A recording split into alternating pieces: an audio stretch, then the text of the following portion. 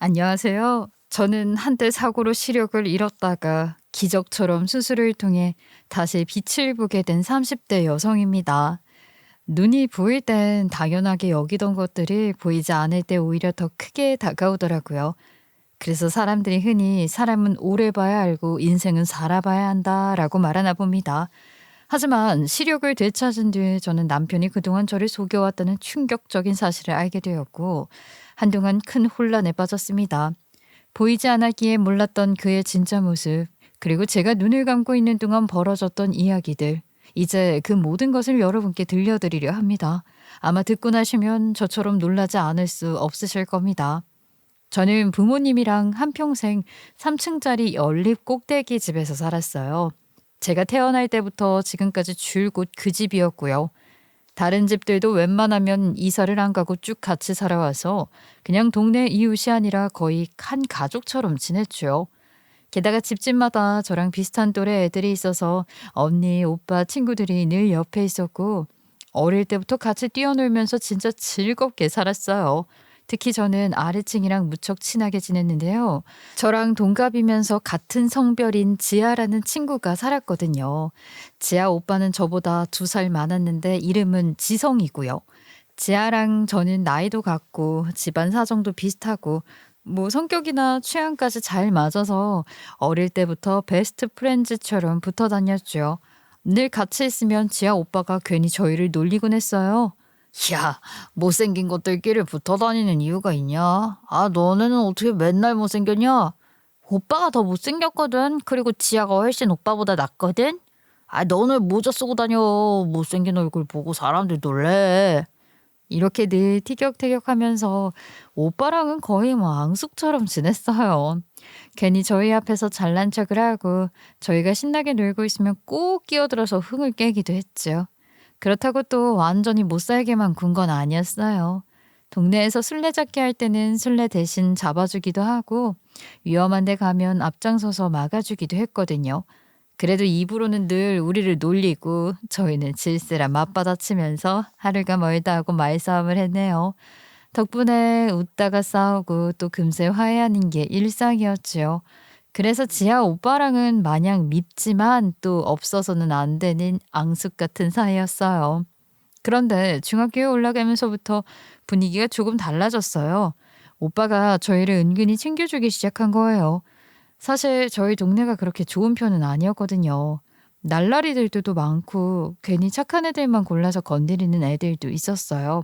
저랑 지아도 한번 크게 당할 뻔했는데 그때 오빠가 자기 친구들까지 다 데리고 나타나서 저희 앞을 막아줬어요. 야, 얘네 내 동생들이라는 거 몰라? 건들면 나랑 싸우자는 거다. 나한테 도전하는 거야? 아, 선배님, 죄송합니다. 몰랐습니다. 저희가 잘못했습니다. 앞으로는 절대 이런 일 없을 겁니다. 다시는 쳐다도 안 볼게요. 그 순간 평소에 괴롭히기만 하던 오빠가 얼마나 듬직해 보이던지요. 제가 그 모습을 보고 괜스레 마음이 흔들렸던 것 같아요. 오빠를 보면서 안심이 되고 왠지 모를 든든함에 이끌리기도 했고요. 마음이 깊어져서 지아한테 솔직하게 털어놓았어요. 야, 정신 차려. 그런 또라이 새끼가 뭐가 좋아. 너 그때 너무 위급한 상황이라 정신이 헷가닥한 거야. 그런가? 아, 내가 너무 그때 제정신이 아니었나? 하긴 내가 오빠 과거를 다 아는데. 알았어, 알았어. 정신 차릴게, 지아야. 사실 그때의 설렘은 오래가지 않았어요.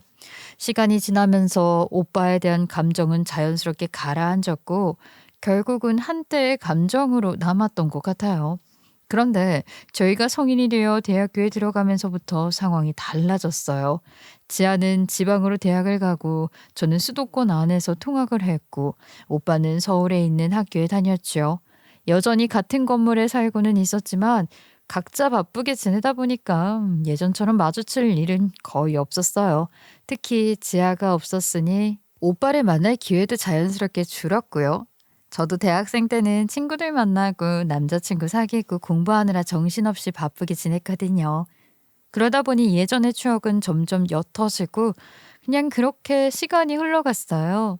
그런데 대학교 4학년 때 명절이 되면서 오랜만에 모두의 시간이 맞아 처음으로 다 같이 만나게 된 거예요. 그때요, 정말 3박 4일 동안은 쉬지 않고 같이 놀았어요. 잠만 각자 집에서 자고 눈만 뜨면 모여서 아침부터 밥 같이 먹고 밤에는 새벽까지 술 마시면서 웃고 떠들었거든요. 그러다 명절이 끝나고 지아는 다시 내려갔고 일주일쯤 지난 어느 날 지성이 오빠가 따로 만나자고 하더라고요. 무슨 일인가 했는데 갑자기 저한테 뜬금없이 고백을 하는 거예요. 우리 사귈래? 물론 우리가 가족 같은 사이인 거 잘 알아. 근데 나 사실 오래전부터 너 좋아했어. 응? 갑자기? 우리 지난주까지만 해도 토하는 것도 다 본 사이인데 나를 좋아했었다고? 어, 오빠가 잘해줄게. 아니, 오빠 그래도 능력이 좀 돼. 알잖아, 오빠 한다면 하는 사람이란 거.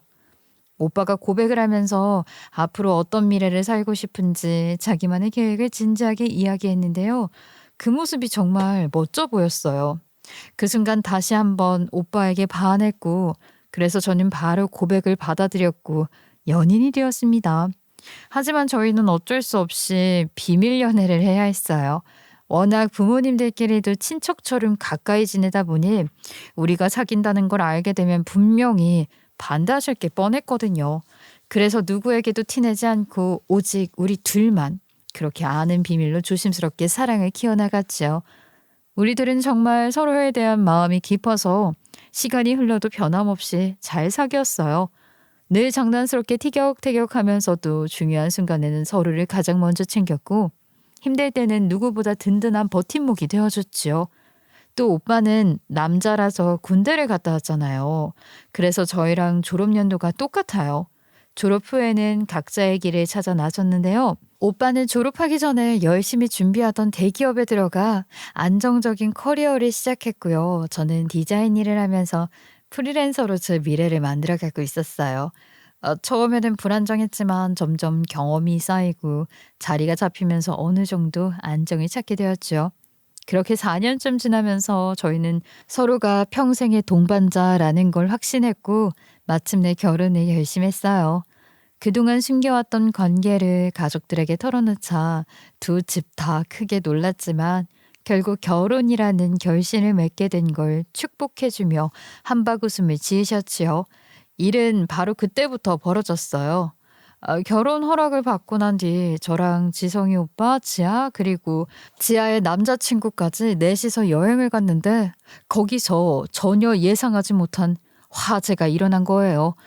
모두 자고 있다가 매캐한 연기 냄새에 깜짝 놀라 급히 밖으로 빠져나가려 했는데 불길이 너무 빠르게 번져서 결국 저랑 지아가 안쪽에 갇히고 말았어요.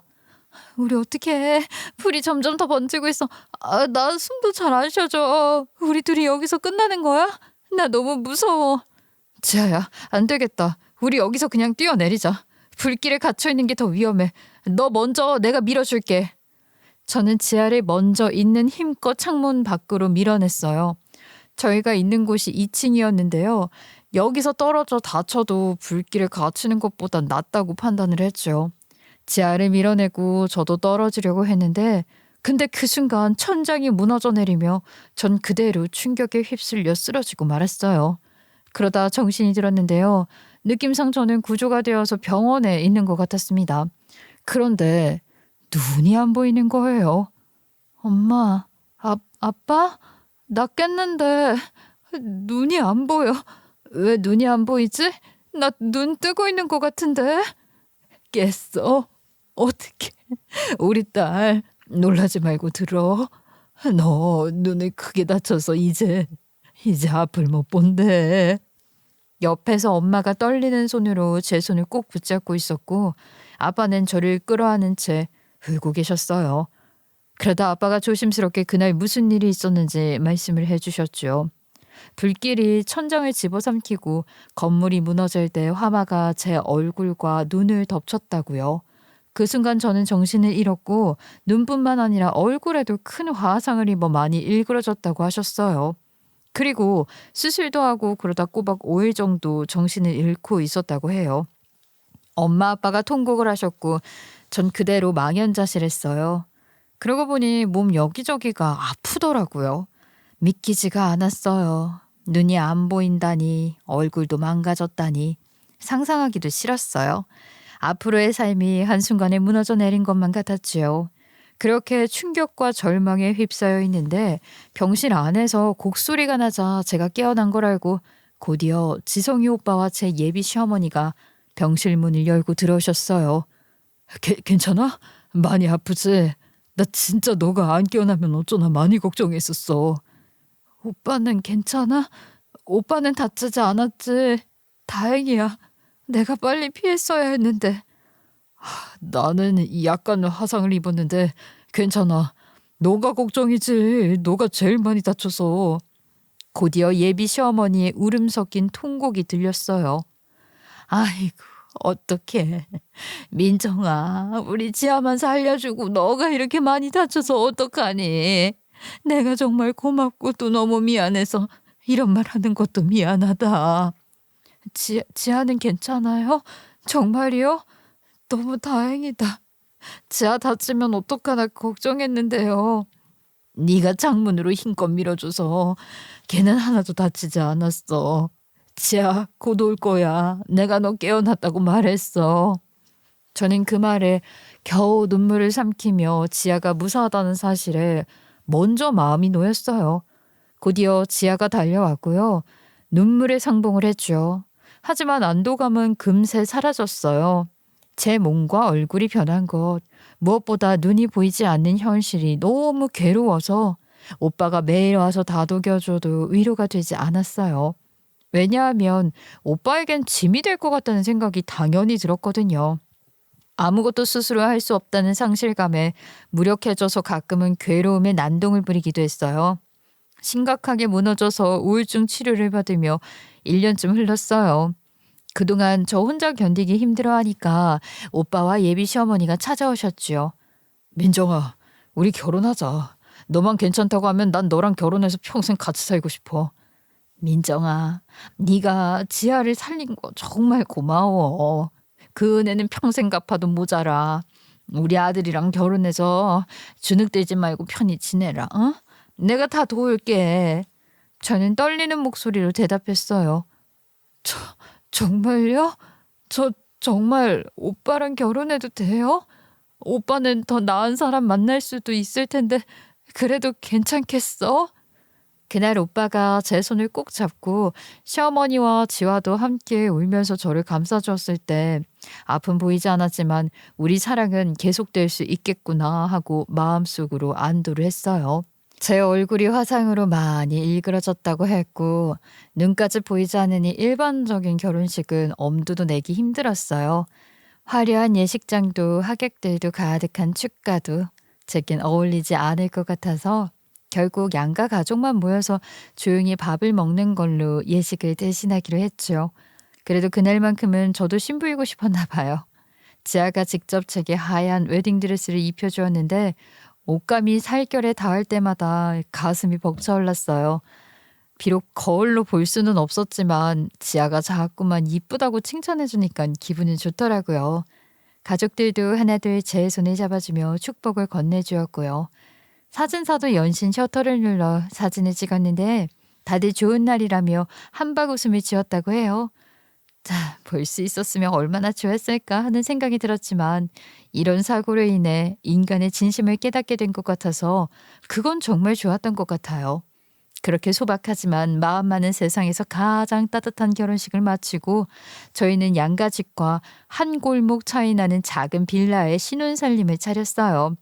아무래도 제가 몸이 이러니까 엘리베이터가 있어야 해서 엘리베이터가 있는 빌라로 정했습니다.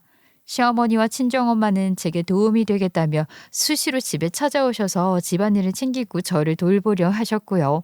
하지만 저는 그 모습이 고마우면서도 언젠가는 스스로 일상을 살아가야 하는데 이렇게 도움만 받고 살 수 없다는 생각이 더 커졌어요. 그래서 새로운 목표를 세우고 용기를 내어 두 분께 말씀드렸지요. 엄마, 그리고 어머님, 이제 저희 집에 자주 오지 마세요. 저 솔직히 불편해요. 그러자 두 어머니께서는 당신들이 제 심기를 건드리는 일을 한 줄 아시는 거예요. 왜? 엄마가 너 불편하게 했어? 뭐가 불편한데? 엄마가 다 맞춰줄게. 아유, 그래, 세아가. 네가 원치 않는 거 안 할게. 말만 해. 나도 고칠게. 그게 아니라 저도 다 큰 성인이고 이제 웬만한 집안일은 제가 할 수 있어요. 언제까지 엄마랑 어머님이 해주실 수는 없잖아요. 앞으로는 제가 스스로 살아가 보고 싶어요. 정말 필요할 때는 제가 부탁드릴 테니까 그때까지만 기다려 주세요. 아셨죠? 두 분은 처음엔 놀란 기색이었지만 제 진심 어린 말에 동의를 해주셨고요. 그때부터는 잘 오지 않으셨어요. 두 어머님들이 오시지 않은 후부터는 제가 집안 곳곳을 열심히 쓸고 닦고 했어요. 일상을 살아가는 방법을 터득하고 있었던 거죠. 그런데 남편이 뭐라고 하더라고요. 아이, 뭘 그렇게 열심히 하려고 해. 그냥 편하게 살아. 원래 살았던 대로. 노력하면 힘들어. 내가 비장애인처럼 살 수는 없지만 그래도 일하고 돌아온 남편한테 따뜻한 밥 차려주고 빨래랑 청소해낸다면 그게 바로 평범한 삶이라고 믿어. 그래서 지금 혼자 트레이닝 하는 거야? 그러니까 말리지 마. 이게 나름 평범하게 사는 거니까. 남편은 결혼 후에도 아침에 출근해 밤에 돌아오는 바쁜 패턴을 그대로 이어갔고요. 결혼 전과 다름없이 늘 한없이 다정했어요. 출근길에 제 손을 꼭 잡아주며 오늘도 잘 지내? 다녀올게. 하고 인사를 남기고 나가고 저는 그 뒤를 이어 제 하루를 시작했죠. 앞을 볼 수 없으니 점자를 배우기 시작했어요. 그래서 점자책을 읽거나 오디오북을 들으면서 남편이 없는 시간을 채워갔죠. 처음엔 당연히 서툴고 답답했지만 책을 한 장 한 장 읽어 내려갈 때마다 제 세상이 조금씩 넓어지는 기분이 들었어요. 남편이 퇴근해 집에 돌아오면 저는 미리 준비해둔 따뜻한 저녁을 내놓고 둘이 마주 앉아 하루 동안 있었던 일들을 도란도란 이야기했어요. 남편은 회사에서 있었던 소소한 해프닝을 들려주며 저를 웃게 만들었고요. 저는 낮 동안 배운 점자 이야기를 전하며 서로의 하루를 공유했죠. 그렇게 작은 식탁에서 마주 앉아 웃으며 함께 시간을 보내는 순간이야말로 신혼의 가장 큰 기쁨이 아니겠어요? 그런데요, 눈이 보이지 않으니까 제가 다른 감각들이 날카로워졌어요. 예를 들면 소리 하나, 숨결 하나에도 귀가 빨리 반응했고 손끝으로 닿는 공기 온도와 냄새만으로도 누가 근처에 있는지 대충은 알게 되더라고요. 어느 날 남편이 들어왔는데 평소와 다른 향기가 났어요. 분명 남편의 냄새와는 전혀 다른 사람의 냄새가 나더라고요. 발자국 소리도 하나 더 섞여 있는 것 같아 자꾸 신경이 갔고요. 여보, 혹시 누가 같이 왔어? 발자국 소리도 다른 게 나고 향기가 달라. 누구야? 같이 온 사람 없어. 여보, 그러지 마. 귀신 얘기하는 거야? 무서워. 그러지 마. 진짜 아무도 없어. 저는 진지한데 제 얘기를 마치 장난으로 받아치더라고요. 장난치지 마. 내가 안 보이니까 나 속이려고 하지 말고. 지금 우리 집에 다른 사람이 느껴지는데 나 속일 생각하지 마. 나 다 아니까. 아니야, 진짜 아니야. 나밖에 없어. 진짜 왜 그래, 무섭게 해? 사람 숨소리도 들리는 것 같은데. 진짜 아니라는 거지? 알았어. 숨소리도 발걸음의 리듬도 더 자세히 귀에 들어왔고요. 저는 그날 밤 마음이 분해되는 기분이 들었어요. 저를 속인다는 생각에 괜히 괘씸해지더라고요. 하지만 확실한 증거가 없잖아요. 그러니 더 이상 큰 소리 낼 수도 없고요. 정말 답답했어요. 그런데요, 좀 이상한 건요. 그 인기척이 남편이 퇴근하고 올 때만 나고요. 또 자정이 넘으면 사라져요, 감쪽같이. 아무래도 그때 집에 나가는 것 같아요. 남편이 그때쯤 되면 괜히 밖에 나가서 담배 피고 온다고 하거든요. 정말 너무 느껴지고 이상하지만 물증이 없으니 답답할 노릇이었습니다. 별의별 상상이 다 들더라고요. 남편이 제 모르게 여자랑 와서 이 신혼집에서 바람 피우는 거 아닐까 하는 생각이 머릿속을 맴돌았고요. 그래서 괜히 누군가 있는 것 같으면 옷걸이를 들고 허공을 휘저으며 우왕좌왕 다녔어요.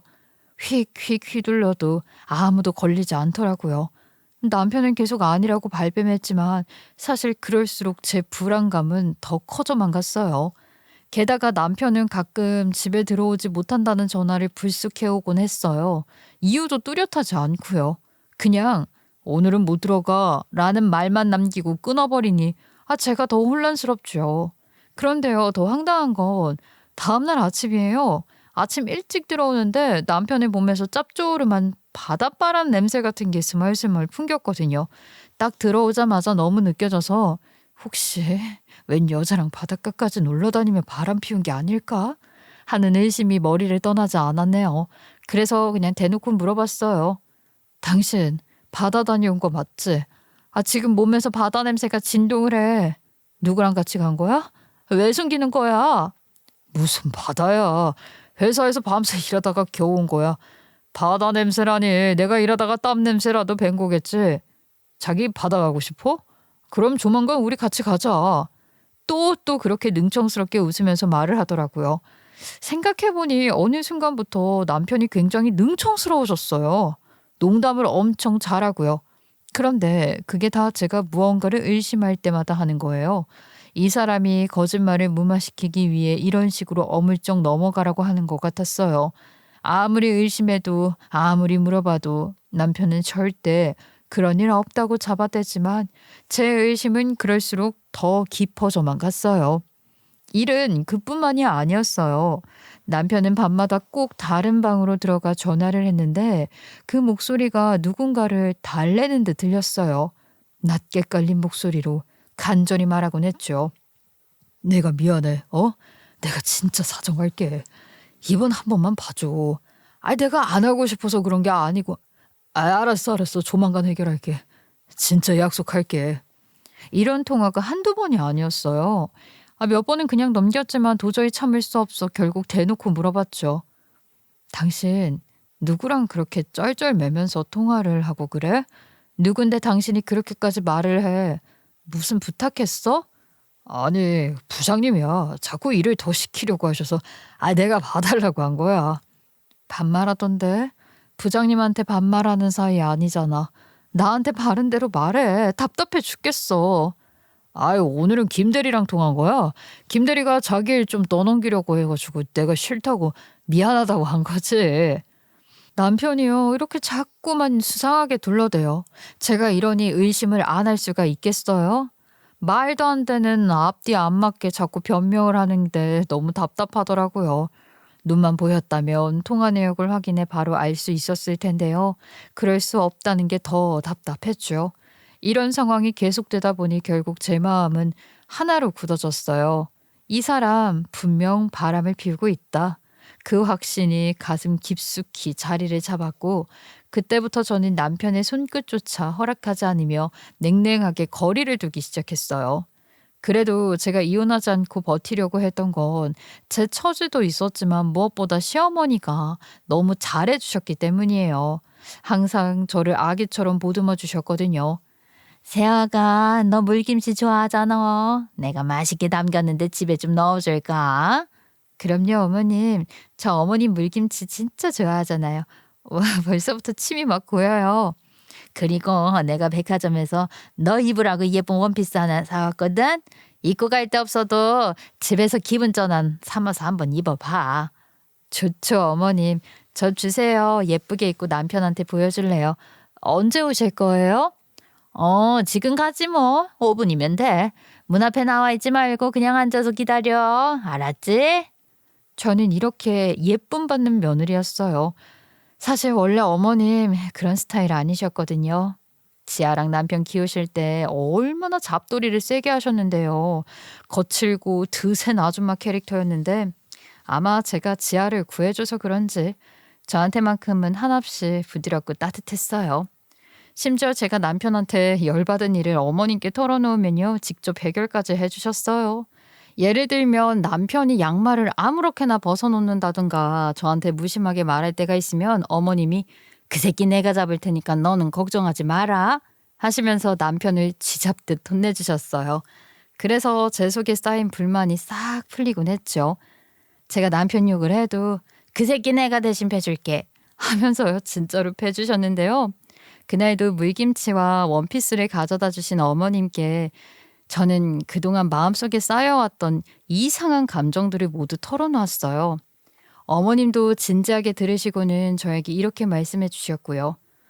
아이고 우리 아들이 그 좀 철없고 제멋대로인 건 있어도 재아가 너한테 향한 마음만은 진심이야. 우리 애가 그렇게 의리 없는 애는 아니니까 그거 하나는 안심해도 돼. 응?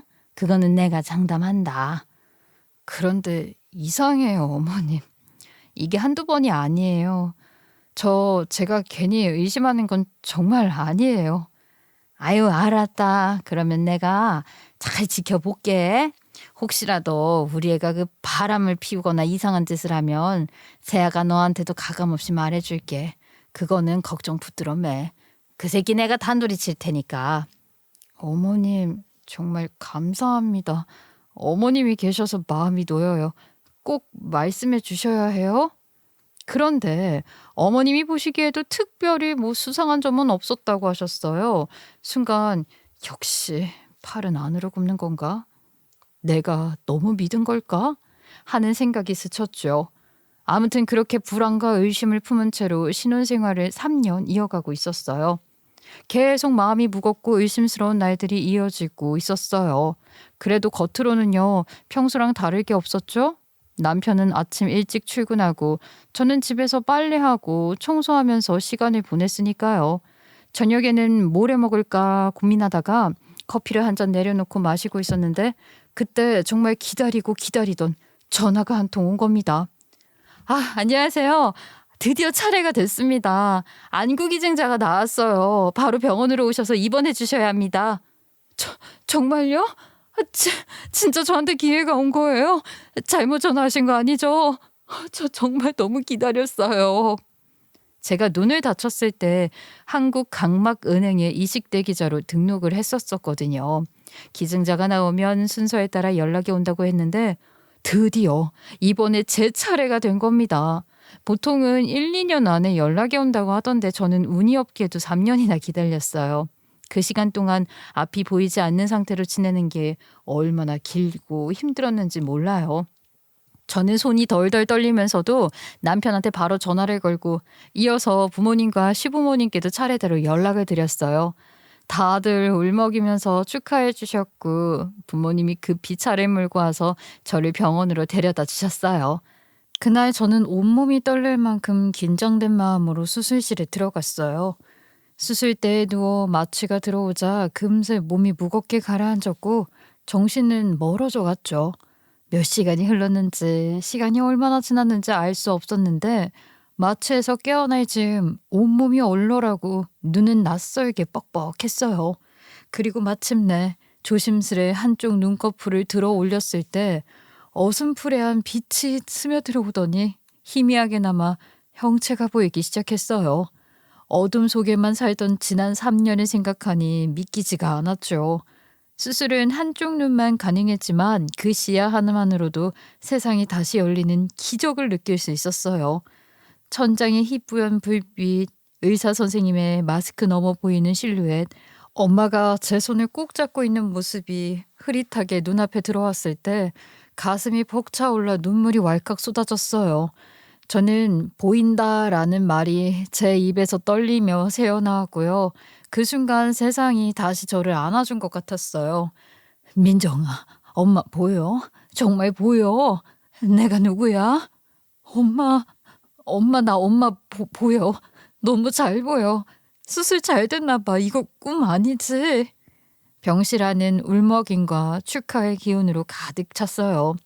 부모님도 저를 무척 아껴주는 시부모님도 제 친구이자 시누이인 지아도 모두 제게서 눈을 떼지 못하고 있었죠. 그 순간만큼은 내가 얼마나 사랑받는 사람인지 절절히 느껴졌어요. 그런데 한 가지가 이상했어요. 남편이 보이지 않는 거였어요. 근데 제 남편은 어디 갔어요? 병원에 안 왔어요? 회사에서 왔죠. 바로 온다고 했는데. 시어머니는 잠시 입술을 달싹이다가 아무 말도 못하고 시선을 피했어요. 그러다 어렵게 입을 열었죠. 그게 오긴 왔는데 밖에 있어.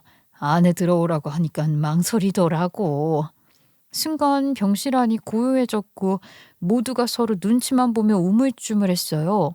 한참을 망설이던 시어머니가 마침내 결심한 듯 말했어요. 밖에 있는데 들어오라고 할까? 우리 애 많이 보고 싶지? 아이, 어머님 무슨 말씀이 그래요? 네, 당연하죠. 어서 남편 불러주세요. 제일 보고 싶은 사람인걸요. 시어머님이 남편을 데리러 나갔고요. 잠시 뒤 병실 문이 조심스럽게 열리더니 남편이 들어왔어요.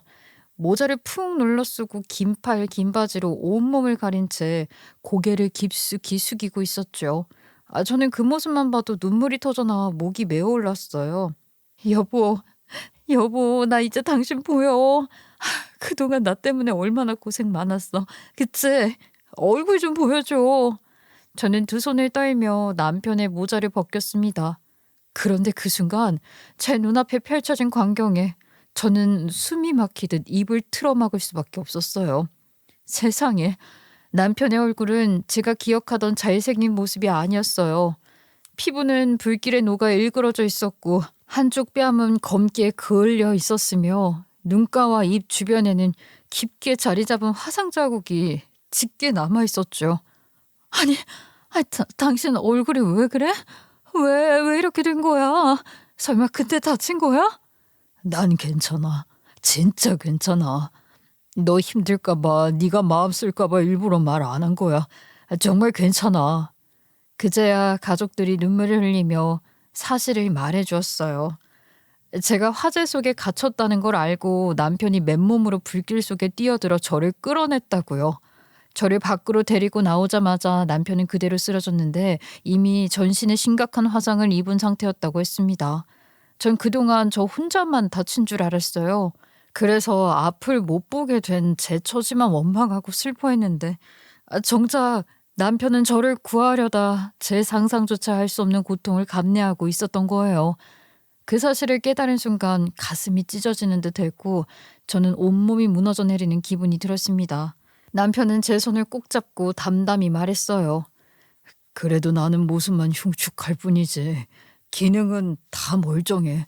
진짜야, 걱정하지 마. 다 할 수 있어. 그 말을 듣는 순간 가슴이 무너져 내렸습니다. 나 때문에 이렇게까지 크게 다치고 그 잘생긴 얼굴이 이렇게 변했을 줄이야. 남편은 계속 괜찮다며 저를 달래주었고 그 모습이 너무 미안하고 또 고마웠습니다. 그러면서 그동안 제가 품고 있던 의심들에 대해 차분히 털어놓기 시작했어요.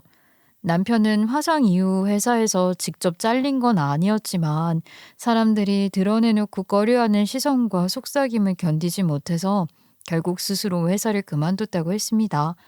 그 뒤로는 여러 가지 일용직을 전전하며 하루하루를 버텼다는 거예요. 그때 왜 바다 냄새 난다고 했었잖아. 그건 바닷가에서 일하다가 와서 그런 거라고. 씻고 왔는데 옷에 냄새가 배어 있어서 그런 거야. 왜 말을 안 했어? 나한테 말을 하지. 내가 그 정도는 이해할 수 있는데. 아이, 괜히 걱정할까 봐 그랬지. 당신 하나는 내가 먹여 살릴 수 있는데 몸도 불편한 사람 걱정거리 늘리고 싶지 않았어. 남편의 마음이 너무 고마워서 저는 계속 눈물을 흘리고 있었습니다. 그리고 집안에 누가 온 것도 맞아. 혼자 일할 수 있는 게 뭐가 있을까 하고 생각해 보니까 인터넷으로 판매하는 것이 좋을 것 같다는 생각에 밤에는 물건 떼온 거 인터넷에 올리고 그러려고 팀을 짰는데 같이 일하는 사람한테 양해를 구하고 우리 집에 밤에 몰래 와서 당신 모르게 일해달라고 했었어. 어쩐지 뭔가 이상하다 했어. 여보, 날 못 믿는 거야? 내가 그런 사정 알면 당신한테 실망할까 봐 말 안 한 거야? 남편은 깊은 한숨을 내쉬며 손까지 흔들며 고개를 세차게 저었습니다. 그게 아니야. 당신이 알게 되면 당신 탓할까 봐. 내가 직장도 잃고 얼굴도 이렇게 된 걸 다 당신 탓으로 생각할까 봐. 그게 두려웠어. 당신 멘털이 다 무너져서 다시 우울증으로 빠질까 봐. 그래서 차마 말 못했던 거야. 그 순간 저는 너무 부끄럽고 죄송해서 숨이 막혔습니다. 지금껏 제가 얼마나 이기적이었는지 저 혼자만 힘들다고 살아온 걸 너무나도 후회했어요. 내가 진짜 미안해. 나 때문에. 나 진짜 왜 이렇게 당신한테 짐이 될까? 나 이러고 싶지 않은데 말이야. 아이, 그런 소리 하지 마. 내가 그런 소리 듣기 싫어서 말 안 한 거야. 나는 달라진 거 없어. 앞으로도 우리 그냥 지금처럼 지내면 돼. 그러니까 걱정도 미안해하는 마음도 이제 그만하자. 당신 수술도 잘 돼서 이렇게 눈도 다시 잘 보이게 됐잖아. 알았지? 그 순간 저는 더는 눈물을 억누르지 못하고 끝내 울음을 쏟아냈습니다. 남편도 부모님과 시부모님도 모두 함께 울었고 병실은 그야말로 눈물로 가득 찼죠. 서로의 아픔과 진심을 함께 마주한 그 시간, 우리는 다시금 하나로 묶이며 더욱 굳건해졌다는 걸 느꼈습니다. 퇴원 후 집에 돌아오자 제 눈앞에 펼쳐진 풍경은 생각보다 낯설었어요. 거실과 방 한쪽에 상자들이 산더미처럼 쌓여 있었죠. 택배 박스마다 의류, 생활용품, 잡화 같은 글씨가 큼지막하게 적혀 있었고 테이프가 대충 뜯긴 상자 안에서는 새 물건들이 반쯤 흘러나와 있었습니다. 집은 더 이상 예전의 아늑한 신혼집이 아니라 작은 창고 같았어요. 그 순간 저는 마음속 깊이 다짐했어요.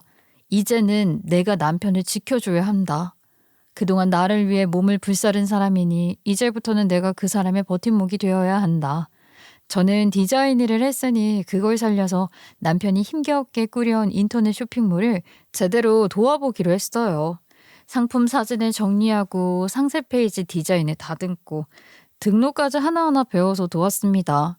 제가 일할 때보다 몇 배는 더 집중했던 것 같아요.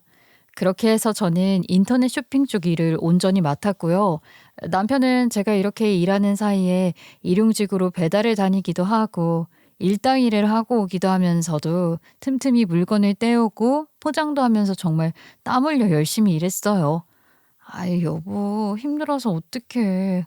밥은 잘 먹고 다니는 거지? 살이 엄청 많이 빠진 것 같아. 점심 저녁 잘 챙겨 먹었는데 아무래도 활동량이 많다 보니까 살이 쫙쫙 빠지네. 내가 내일은 보양식 해줄게. 우리 멋진 남편 살 다 빠지면 안 되는데 큰일이다. 낮에는 남편이 밖에서 뛰고 밤에는 저와 함께 앉아 쇼핑몰 운영을 의논했죠. 새벽까지 상품 설명을 고치고 주문이 들어오면 부부가 나란히 상자를 접으며 이야기를 나눴어요. 불빛이 희미하게 새어나오는 작은 빌라의 거실. 그 안에서 우리는 서로를 바라보며 우리 이제 진짜 같이 살아가는구나 라는 걸 온몸으로 느꼈습니다. 이제 더 이상 저는 누군가의 보호만 받는 사람이 아니었어요. 오히려 남편 곁에서 함께 무언가를 읽어가는 동반자가 되어가고 있었어요. 열심히 일을 하니 하늘도 저희를 돕는지 아무 반응이 없던 쇼핑몰에서 점점 반응이 오기 시작했어요.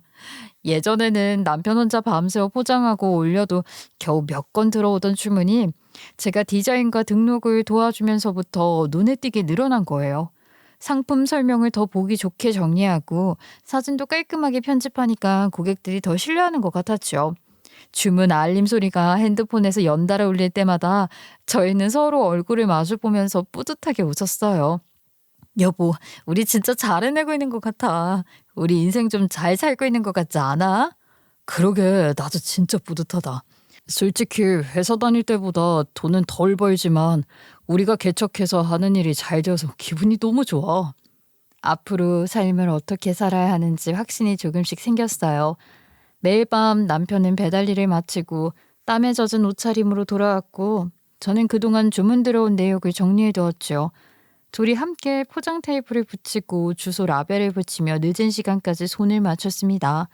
그렇게 부부가 힘을 합치다 보니까요. 쇼핑몰 매출이 예전보다 몇 배는 더 뛰었고 통장에 찍히는 숫자가 예전에 저희가 사고 전에 벌었던 수준으로 올라왔을 때 이제 좀 숨통이 트이겠구나 싶어 안도를 했는데 하지만요. 시련은 계속 찾아오더라고요.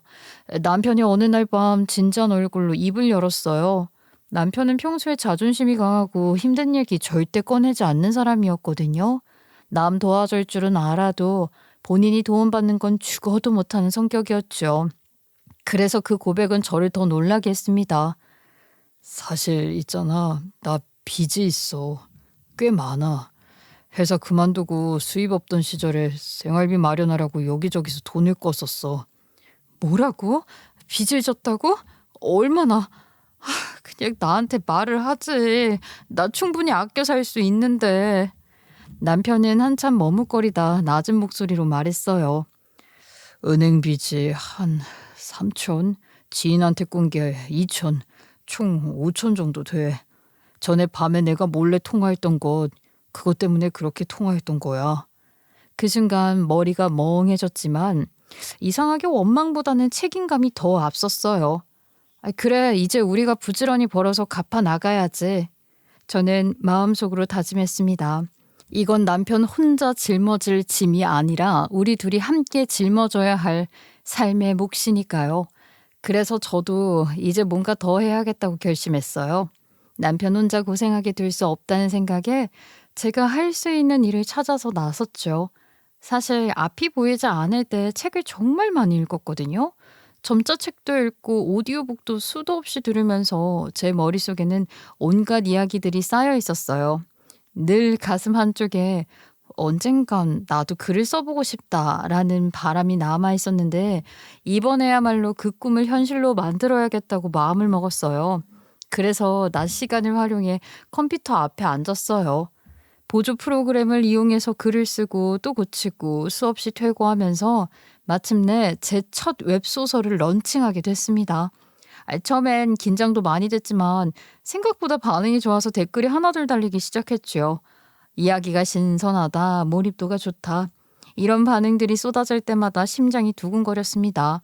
조금 지나자 출판사에서 먼저 연락이 와서 선 인쇄를 받고 정식 연재까지 시작할 수 있었죠.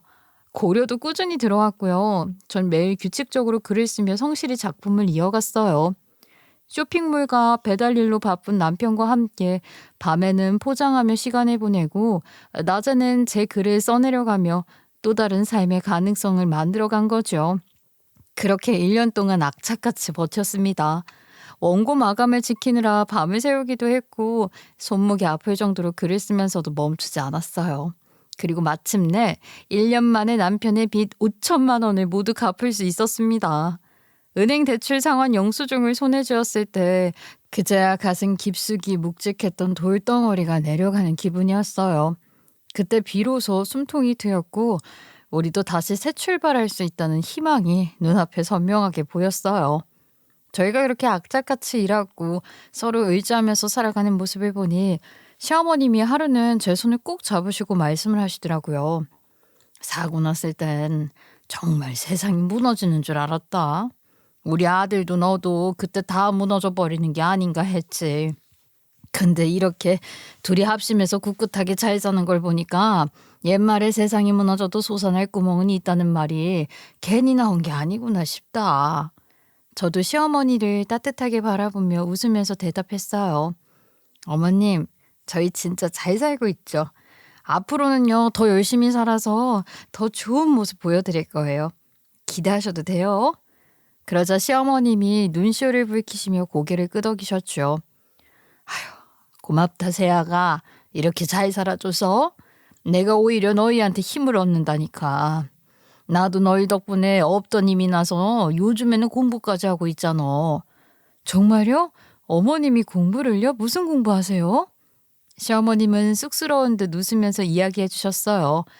처음에는 신생아 케어 교육을 받아서 산후도우미 일을 조금씩 하시더라고요.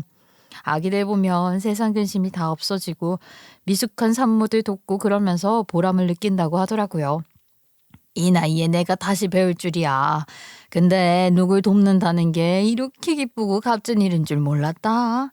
다 너희 보면서 힘을 얻은 덕분이야. 그 얘기를 듣는데 정말 가슴이 뭉클했어요. 우리의 힘겨운 삶이 어머님께도 용기가 되었구나. 저와 남편이 지켜낸 하루하루가 이제는 시어머님 삶까지 바꾸고 있다는 사실이 참 감동적으로 다가왔습니다.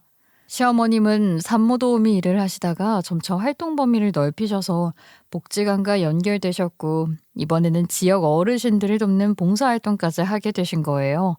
혼자 사시는 할머니들 반찬을 챙겨드리거나 복지관 급식을 만들거나 복지관에서 하는 모든 일들을 다 하고 계시대요.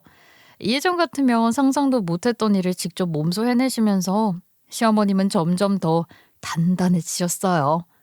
오늘 하루 종일 어르신들 챙기고 왔는데 몸은 좀 피곤해도 마음은 오히려 더 가벼워. 누굴 돕고 나면 내가 더 살아있는 것 같고 힘이 나는 기분이 들어. 진짜요. 어머님 진짜 더 젊어지셨어요. 아니, 머리를 염색해서 그러시나? 웃음이 마르지 않는 집안이 되었어요.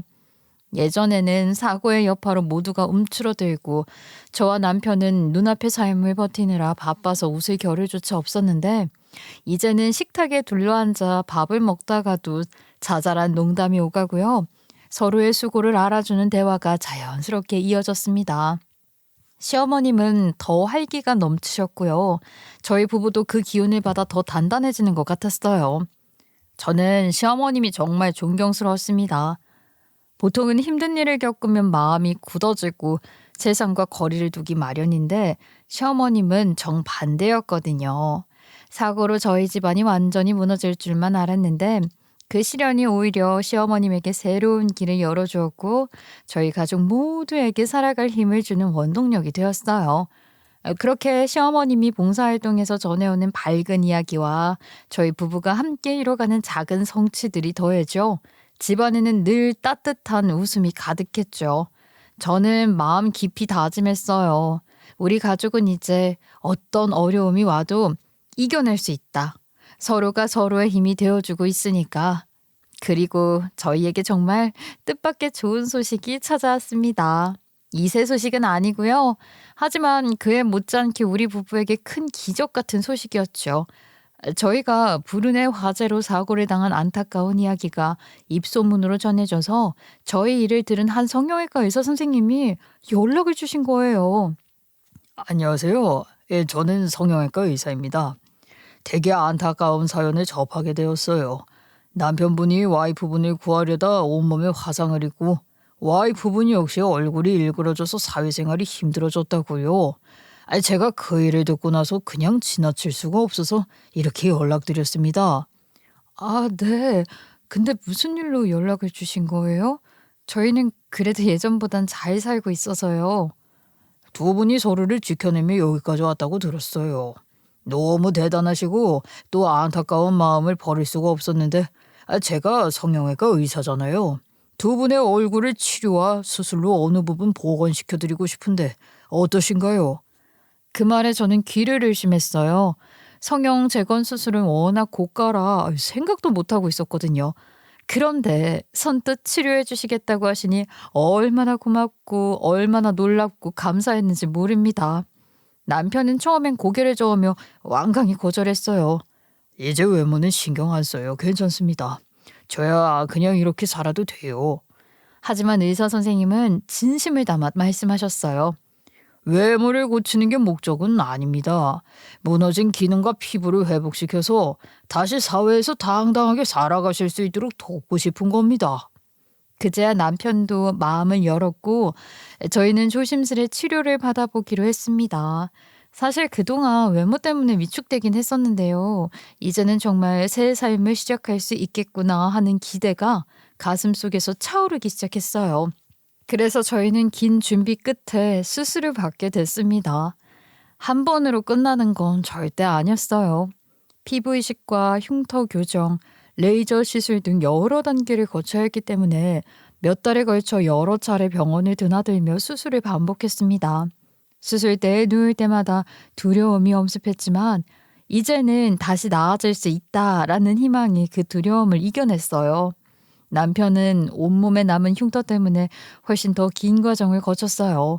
의사 선생님이 최대한 피부를 복원해 주셨지만 화상으로 손상된 부위가 많다 보니까 한 번 수술로는 부족했고 조금씩 개선하는 방식이었죠. 그럼에도 불구하고 시간이 흐르면서 남편의 굳었던 표정이 조금씩 부드러워졌고 저 역시 거울 앞에 서면 낯설지 않은 제 얼굴을 다시 찾아가고 있음을 느낄 수 있었습니다. 물론 완전히 예전 모습으로 돌아갈 수는 없다고 했어요. 앞으로 몇 차례 더 수술과 치료를 이어가야 하고 긴 회복 과정이 남아 있었죠. 하지만 그럼에도 불구하고 일그러졌던 얼굴의 형태가 조금이라도 돌아온 것만으로도 저희는 말로 다 할 수 없는 기쁨을 느꼈습니다. 저와 남편은 병실 침대에 나란히 앉아 서로의 얼굴을 바라보며 웃었어요. 아, 여보, 솔직히 나 예전처럼 얼굴이 돌아가면 어떻게 될까? 그런 걸 상상하기도 했어. 그렇게 될 수 있으면 좋지. 나도 그렇게 됐으면 좋겠는데. 그런데 난 당신이 내 옆에 있으면 그것만으로도 충분해. 그 순간 흉터가 남아있든 없든 상관없이 저희는 살아있다는 사실, 그리고 다시 웃을 수 있다는 사실 그 자체가 큰 축복임을 절실히 느꼈습니다. 또한 저희는 힘겹게 다시 일어설 수 있었던 그 모든 과정을 돌아보며 누군가에게 받은 은혜를 꼭 다시 돌려주자고 다짐했어요. 그래서 매일 저희는 버는 수익의 일부를 떼어 어린이 병원에 기부하기 시작했어요. 처음에는 큰 금액은 아니었지만 이 돈이 작은 아이 한 명의 치료비가 되거나 부모에게 잠시라도 희망이 되어줄 수 있다면 그걸로 충분하다라는 마음이었어요. 기부를 할 때마다 남편과 저는 서로의 손을 꼭 잡고 미소를 지었고요. 그 순간만큼은 세상 누구보다 마음이 부자가 된 것 같았습니다. 그리고 저희는 또 하나의 결심을 했어요. 바로 장기 기증 서약이었어요. 제 시력을 되찾게 된 것도 누군가의 숭고한 선택 덕분이었잖아요. 이름조차 할 수 없는 기증자가 제게 빛을 다시 안겨주었던 것처럼 우리도 누군가의 삶에 빛이 되고 싶었던 거예요. 남편과 함께 장기 기증 등록서를 작성했습니다. 여보, 이제 우리도 누군가에게 희망이 될 수 있겠지? 나도 받은 은혜를 돌려주고 싶어. 그러게, 우리가 받은 은혜를 다른 사람에게 이어줄 수 있으면 좋긴 하겠다. 그렇게 저희는 단순히 살아가는 것에 그치지 않고 누군가의 삶을 살리고 희망을 전하는 또 다른 길 위에 서게 됐습니다. 그 결심은 우리 부부의 인생을 더 단단하게 그리고 더 따뜻하게 만들어 주었어요. 그렇게 시간은 흘렀습니다. 몇 차례 거친 수술과 치료 덕분에 완전히 예전 같을 순 없어도 얼굴이 어느 정도 돌아왔어요. 거울 앞에 서면 여전히 흉터가 남아 있었지만 그 속에서 저는 분명히 예전의 저를 조금씩 찾아가고 있었습니다. 그 변화가 저한테는 큰 의미였죠. 조금씩 자신감도 생겼어요. 한동안은 사람들 시선이 두려워서 외출조차 꺼리고 누군가와 마주 대화하는 것도 힘들었는데 이제는 예전처럼 대인기피증에 시달리지 않았어요. 물론 아직은 모자를 눌러 쓰고 마스크로 얼굴을 가리곤 했지만 그 속에서도 제 성격이 한층 밝아졌다는 얘기를 들을 때마다 마음속에서 희망이 움트는 걸 느꼈습니다. 시어머님도 부모님도 심지어 이웃들까지 저를 볼 때마다 좋아졌다는 말을 해주세요. 아유, 민정아, 요즘 얼굴 많이 밝아졌다. 늘씬하기도 해서 예전보다 더 좋아 보여. 민정이는 예전에도 늘씬했어. 더 건강해진 것 같아서 보기 좋네. 감사합니다. 앞으로 더 잘 살아볼게요. 아주머니들도 건강하게 사세요. 이런 농담, 이런 인사, 예전에는 하기도 싫고 받기도 싫어서 집에만 있었는데 차츰 저한테 주는 관심에 감사한 마음이 더 커졌어요. 그래도 아직은 집에서만 일하고 사람이 많은 곳은 좀 꺼려져요. 시선을 마주치는 것만으로도 심장이 두근거릴 때가 있거든요. 하지만요, 예전보다 훨씬 나아졌고 남편도 저와 비슷한지 장은 언제나 인터넷으로만 봤는데 가끔씩 근처 마트에 잠깐 다녀오기도 하고 시어머님과 복지관 앞에서 짧게 산책도 하면서 점점 세상과 가까워지고 있거든요. 예전처럼 아무렇지 않게 활짝 웃으며 사람들 사이를 걷는 날이 올까? 아직은 확신할 수 없지만 언젠가는 그날이 반드시 올 거라 믿어요. 저는 조금 늦더라도 제 속도대로 천천히 나아가고 있는 중이니까요. 돌이켜보면 정말 저희는 최악의 상황이잖아요. 외모가 많이 망가져서 사람들 앞에 서는 것조차 두려웠고 능력이 특별히 뛰어난 것도 아니라 돈을 버는 일은 늘 버겁고 힘겨웠습니다. 한때는 세상 모든 문이 제 앞에 닫혀버리는 것만 같았어요. 그런데도 저희는 쥐구멍 같은 작은 틈에서도 살 구실을 찾아냈습니다. 쇼핑몰을 하고 글을 쓰고 서로를 붙들며 버티다 보니까 결국 길은 열리더라고요. 그 과정에서 깨달았어요. 중요한 건 외모도 능력도 아닌 살아내려는 의지와 서로를 향한 믿음이라는 걸요. 혹시요, 지금 힘겨운 나날을 보내고 계신 분들이 있으시다면 저희 이야기가 작은 위로가 되었으면 합니다. 저희처럼 아무리 최악의 상황이라도 길이 있으니 여러분도 자신만의 길을 찾아내셔서 보람차게 사실 수 있으니 부디 포기하지 말고 한 발자국이라도 내디뎌 보셨으면 좋겠습니다. 여러분의 앞에도 언젠가 반드시 새로운 빛이 비추게 될 겁니다. 제 이야기는 여기까지고요. 들어주셔서 감사합니다.